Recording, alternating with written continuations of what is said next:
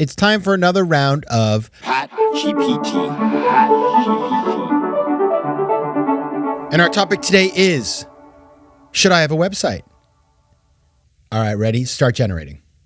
Okay, first of all, why do I ask this question? Well, research is me search. And I have had a bunch of websites over the last couple of years. I have a Patrick J. McGinnis. I have a FOMO Sapiens. I used to have one for Dirigo Advisors, which is kind of my consulting company. I now have an X-Quotient one, which is my new coaching company with a couple partners. It's a lot of websites. And so I feel like I've learned something about websites. Good, bad, and ugly. And I want to talk about that because, to be honest with you, you don't necessarily even have to hire somebody to do this kind of stuff. You can do it yourself. I just put together a draft of the website for X-Quotient, which you can check out at xquotient.io. I built that on Wix. Now, I'm not ashamed of that, and why? Because I wanted to figure out with my partners what we wanted to say before we invested in potentially hiring somebody to build a site. And the reason I did that is because probably 8 years ago now, a little more than that, I had my first website, the first PatrickMcGinnis.com. And I didn't know what the heck I wanted on that. I was working with a firm. They asked me for a bunch of info, and then they just made this website, which, by the way, I ended up rebuilding less than a year later. And so had I known, I would have been much better off to make something on the, on the cheap, quick and dirty, as it were, make it myself, and then see what people thought of it, get some feedback, figure out what I even wanted it for, and then invest the money. Now, obviously, it's a lot easier and cheaper to make a website now than it was. I tried. I remember I built a website with Wix way back then. It was pretty awesome. Now Wix is pretty good. I like it. Same with all the other sites, right? There's just been an evolution in the quality of what you can build with this whole no-code revolution. But that was something that I learned the hard way, and now I kind of get it. At least I think I do. And I want to talk about that today with you. I will have 6 things to think about when it comes to building a website. I'll have that right after this break. FOMO. All right, talking about building a website. So the first question here is why? 3 whys. Because why do you need a website? Well, if you're starting a company, website, probably pretty good to have, right? If you're an individual who just wants to have their information on the internet, it can make a lot of sense. Like even just a simple website that has your bio, some of your accomplishments, things you're working on, I think that's great. And I'll tell you why. Because then people look on that website and you can brag all you want about yourself, but nobody's like, what a braggart this person is, because it looks like, oh, somebody built a website. It's weird. There's a psychological thing where even though you put it on the internet, it's feels like a third party. Versus if you send them your bio in an email and they're like, wow, look at this person. They think they are so wonderful. So there's just value to having out there. Or you can make it look like a firm website or whatever. I've done that too. It can be, it can be a million different things. So there can be real value. Or you can just have LinkedIn do it. A lot of people just have a nice LinkedIn profile, and that's awesome too. But I do think understanding why you want to do this will really help you, because you're going to need to answer a lot of questions as you fill in the content.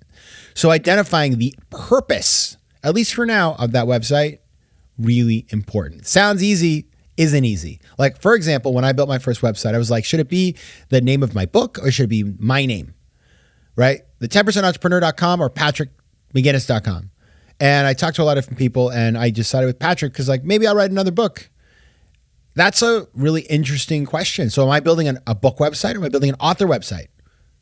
Stuff like that. Am I building an author website? Am I building a business website for a person who writes books but also does other things?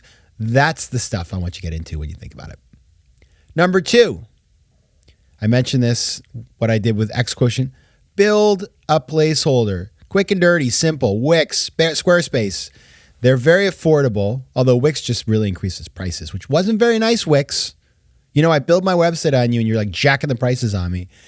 But it allows you to test stuff and then quickly engineer it, send it to people, get their feedback, change it a little bit without a lot of drama. It's so easy to do this stuff, I swear to God. And if you can't figure out something, you just Google it and there's a video. It's awesome. And so therefore you can start to see. And what I like to do is I did engage a little design help. So I had somebody help our team design a logo and come up with some color schemes and stuff.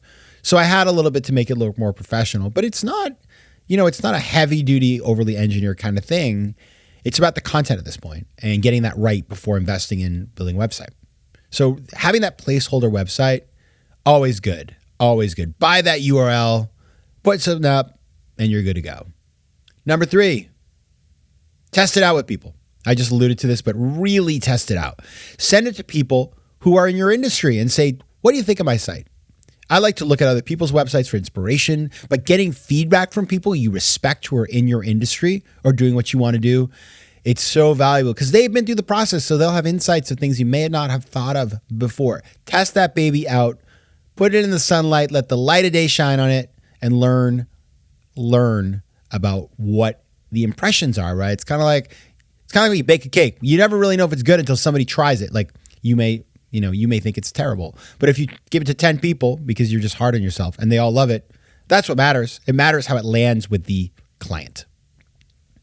4, really search around and find things you like. And this is the thing. As I mentioned before, I like to look at other people's websites, but don't be stuck just within your specific area. Like there may be design aesthetic of a website of something totally different that will give you ideas so that you can emulate that in your own work or give that to a designer or something when you build it. And I think that's really what's important is when you go to a designer, this is the thing people don't get.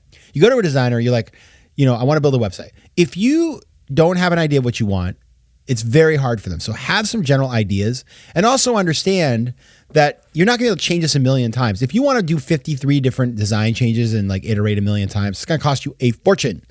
So having a clear, very clear, as clear as possible idea of what you want, if you decide to go out and pay somebody, and having examples and saying, I like this page from this one, I like this page from that one, then you are going to have a lot easier times, be faster, cheaper, more fun, and you're not going to have to revise it a million times. Really critical. Number 5, how to minimize investment. So it used to be that a website cost a gazillion dollars. Like seriously, 20 years ago, when I was a baby venture capitalist, that's what it cost, like $1 million to build a website, something like that. Now, it's very affordable. And there are folks all over the world who can work with you. Now, you have to be careful because you can't just hire anybody. And it can be a situation where I once had a friend who hired some designers in a country in another part of the world to build an app. He spent $80,000 and it was unusable. That's scary. Websites aren't so hard. But I would say really focusing on finding somebody who, and you do this by just getting bids, who can do this cheaply, quickly, efficiently, and maybe looking overseas, internationally, really important. For me, the thing that's harder to replicate is good design. And so if you try to minimize investment by, for example, going to 99 designs, it may be okay, but I had an experience where I bought one and it was low resolution and it looked terrible and I never really used it. So those kinds of things are harder because it's less of a commoditized skill. But again, it's really about, I've had friends who built websites of like, how did you pay $8,000 for this really? Because it's kind of one of these things, the price has come down because of all these new tools. And so talking to a bunch of different people, seeing their portfolio and then kind of figuring out what your budget is and matching your budget to making the site as simple as it needs to meet that budget. That's how you minimize investment and not doing a million iterations.